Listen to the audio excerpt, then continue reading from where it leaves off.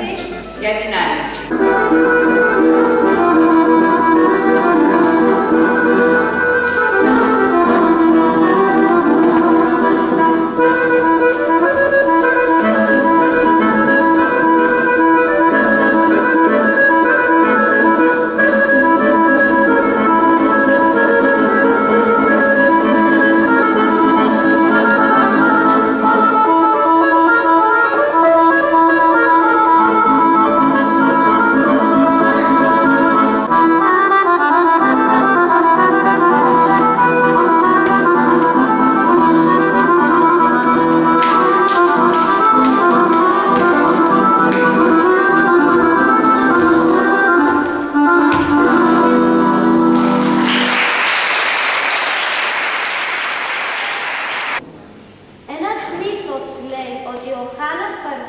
Ο ηγέτης των Βουλγάρων, που ταξίδεψε και ίδρυσε βασίλειο μακριά από την πατρίδα του, μια μέρα λοιπόν ήρθε την αγαπημένη του αδελφή Καλίνα και έστειλε ένα χελιδόνι να του φέρει τα νέα της.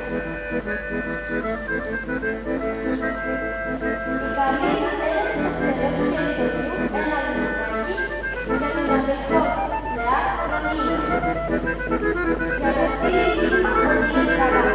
Με το φτερό του χελιδονιού μάτωσε από το παραπάνω ταξίδι και το μήνυμα φάνηκε